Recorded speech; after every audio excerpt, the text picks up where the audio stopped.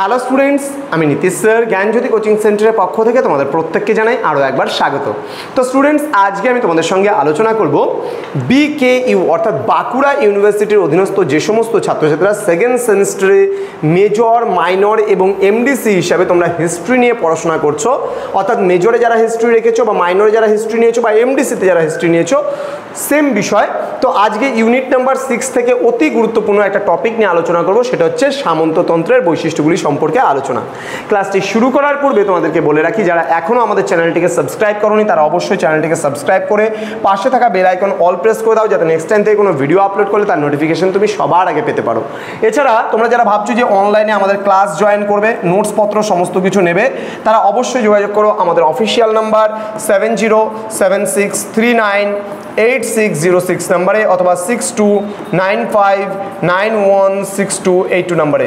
তোমাদের total course fee যেটা রয়েছে তোমাদের এই সাধ্যের মধ্যে শুধুমাত্র 499 রুপিসের বিনিময়ে তোমরা পুরো কোর্সটা পাচ্ছ। অর্থাৎ মেজর কোর্সটা নিতে চাইলে তোমরা 499 পে করতে হচ্ছে, বাকিগুলো পেয়ে যাচ্ছ তোমরা সম্পূর্ণ বিনামূল্যে। তো স্টুডেন্টস, দেরি না করে যোগাযোগ করো আজই আমাদের অফিসিয়াল নাম্বার এবং যুক্ত হয়ে যাও আমাদের অনলাইন ক্লাসে। ইতিমধ্যে প্রচুর ছাত্রছাত্রী যুক্ত হয়ে গেছে আমাদের অনলাইন ক্লাসে। চলো শুরু করছি আজকের আলোচনার বিষয়, সামন্ততন্ত্রের বৈশিষ্ট্যগুলো কি কি রয়েছে। দেখো, আমি এখানে না জিস্টটাকে খালি তুলে ধরেছি যে সামন্ততন্ত্রের বৈশিষ্ট্যগুলো কি কি রয়েছে। এর জিস্ট মানে মূল বিষয়বস্তু। যেমন বলছে দুর্বল কেন্দ্রীয় শক্তি। ওকে, সামন্ততান্ত্রিক ব্যবস্থায় কোনো শক্তিশালী কেন্দ্রীয় শক্তির অস্তিত্ব কিন্তু থাকতো না। কেন্দ্রীয় শক্তির দুর্বলতার সুযোগে দেশের সর্বত্র অসংখ্য সামন্তপ্রভুই হয়ে উঠতে থাকলেন দেশের শক্তিধর বা সকল আধার। তো আঞ্চলিক প্রভুরা প্রত্যেকেই নিজ নিজ এলাকায় একাধিপত্য প্রতিষ্ঠা করতে লাগলেন। এই আঞ্চলিক সামন্তপ্রভুদের সেনা সরবরাহের উপরই কেন্দ্রীয় শাসনকে নির্ভর করতে হতো। অর্থাৎ দুর্বল কেন্দ্রীয় শক্তি ছিল সামন্ততন্ত্রের একটা মূল বৈশিষ্ট্য। নেক্সট আমরা বলবো যোদ্ধা শ্রেণীর অস্তিত্ব। তাহলে সামন্ততন্ত্রে কিন্তু যোদ্ধা শ্রেণীর অস্তিত্বও কিন্তু লক্ষ্য করা যেত। সামন্ত প্রথায় সমাজের উচ্চস্তরের শিভেলরি বা বীরত্বের আদর্শ কিন্তু গুরুত্ব পেত। সমাজ ও রাষ্ট্রের প্রয়োজনে প্রাণপাত করাই ছিল এই বীরত্বের আদর্শের মূল কথা। সামন্ততান্ত্রিক সমাজে নাইট বা বীর যোদ্ধা যারা ছিল তারা একটি শক্তিশালী যোদ্ধা শ্রেণী হিসেবে অবস্থান করত। এই নাইট বা বীর যোদ্ধারা শিভেলরির বীরত্বের আদর্শ মেনে চলত। তাহলে এখানে কিন্তু এই সামন্ততান্ত্রিক ব্যবস্থা যেমন দুর্বল কেন্দ্রীয় শক্তি ছিল, যোদ্ধা শ্রেণীর অস্তিত্বও কিন্তু পরিলক্ষিত হয়। আশা করি এই বিষয়টা বুঝতে পারছো। আরও বিষয় রয়েছে, আরও পয়েন্ট রয়েছে, তুলে ধরবো তোমাদের সামনে। 3 নম্বর পয়েন্ট যেটা বলছে, 3 নম্বর পয়েন্ট বলছে অধীনস্থ কৃষক। এবার সামন্ততান্ত্রিক প্রথায় কি দেখা যায়, কিছু কৃষক শ্রেণীর অস্তিত্ব কিন্তু লক্ষ্য করা যায় এবং একজন কৃষকের অধীনে কিন্তু অনেকজন কৃষক কিন্তু কাজ করতেও দেখা যায়। অর্থাৎ সামন্ত প্রভুর অধীনে যে কৃষক রয়েছে এবং তারও অধীনে অনেক ক্ষুদ্র ক্ষুদ্র কৃষকের কিন্তু অস্তিত্ব রয়েছে।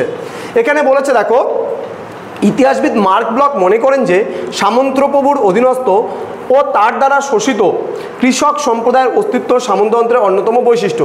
কৃষকরা প্রভুর কাছ থেকে নির্দিষ্ট শর্তে কৃষিজমি লাভ করত এবং প্রভু কৃষকের উদ্বৃত্ত উৎপাদন ভোগ করত।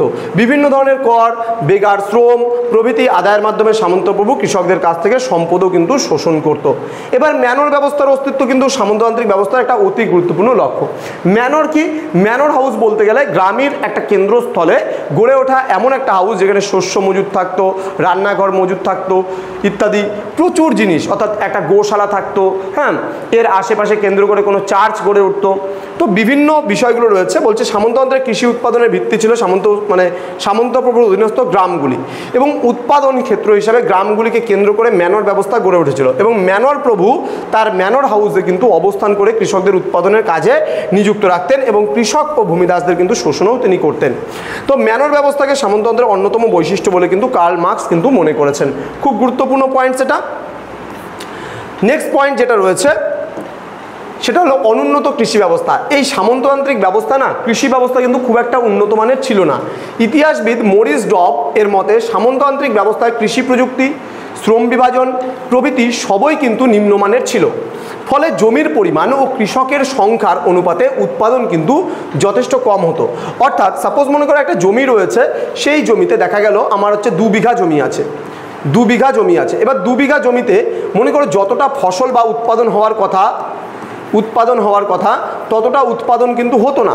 তার কারণ যেই পরিমাণে শ্রমিক লাগানোর কথা সেই পরিমাণে শ্রমিক তো লাগাতো, কিন্তু সেই শ্রমিক যে উৎপাদন কাজ করে দেবে সেটা কিন্তু সামন্ততান্ত্রিক অবস্থায় হতো না, কারণ এটা কিন্তু যথেষ্ট অনুন্নত কৃষি ব্যবস্থা ছিল। তাই কারণ ওই গরু দিয়ে হাল বওয়া, লাঙল দিয়ে হাল বওয়া, যে এত অত্যাধুনিক প্রযুক্তি কিন্তু সেই সময় ব্যবহার করা হতো না। তো বলছে তবে মূলত আঞ্চলিক প্রয়োজনে কৃষি উৎপাদন চলতো বলে চাহিদা পূরণে কিন্তু কোনো অসুবিধা হতো না। এবার চলে আসবো আমরা কর ব্যবস্থা। বলছে সামন্ততান্ত্রিক ব্যবস্থায় কৃষক তার সামন্ত প্রভুকে বিভিন্ন ধরনের কর প্রদানে বাধ্য ছিল। প্রভু ভূমিকর, উৎপাদন কর, সম্পত্তি কর, গৃহকর, জলকর প্রভৃতি বিভিন্ন ধরনের কর প্রভু আদায় করতেন। প্রভুরা সার্ফ ও ভূমিদাসদের কাছ থেকে হেরিয়ট বা উত্তরাধিকার কর আদায় করতেন। বিভিন্ন উপলক্ষে কৃষকদের ওপর প্রতিনিয়ত নতুন নতুন কর চাপাতেন এবং নতুন ধরনের শ্রম ও সেবা দাবি করতেন। এছাড়া কৃষকদের টাইথ নামে ধর্মকরও কিন্তু দিতে হতো। তাহলে কর ব্যবস্থা চালু ছিল, সামন্ততান্ত্রিক উৎপাদন ব্যবস্থা, আমরা কর ব্যবস্থার প্রসঙ্গও কিন্তু এখানে আসছে। নেক্সট আমরা চলে আসব যে পরবর্তী ক্লাস খুব তাড়াতাড়ি তোমাদের সঙ্গে আলোচনা হবে। তো তোমরা 6 নম্বরের জন্য যেটা আলোচনা হলো তোমাদের 4 নম্বর আসে আর খুব সম্ভবত 12 নম্বর আসে। তো এই বিষয়ে তোমরা খুব ভালো করে পড়বে। আমরা খুব তাড়াতাড়ি পরবর্তী ক্লাসগুলো নিয়ে আসবো। আমাদের অফিসিয়াল নাম্বারটা তোমরা সেভ করে রাখো 6295916282 এবং 7076398606 নম্বরে। তোমাদের উজ্জ্বল ভবিষ্যৎ গড়ে তুলবো আমরা, এটাই কিন্তু আমাদের প্রতিশ্রুতি। তো স্টুডেন্টস, আমাদের Gyanjyoti coaching centre official YouTube channel study with Bankura, study at Bankura, তো এই চ্যানেলটিকে সাবস্ক্রাইব করে আমাদের সঙ্গে থাকবে। দেখা হচ্ছে খুব তাড়াতাড়ি আরও একটা নতুন ক্লাস নিয়ে তোমাদের সঙ্গে। তোমরা প্রত্যেকেই ভালো থেকো, সুস্থ থেকো। Thank you so much, thanks for watching after all, thank you.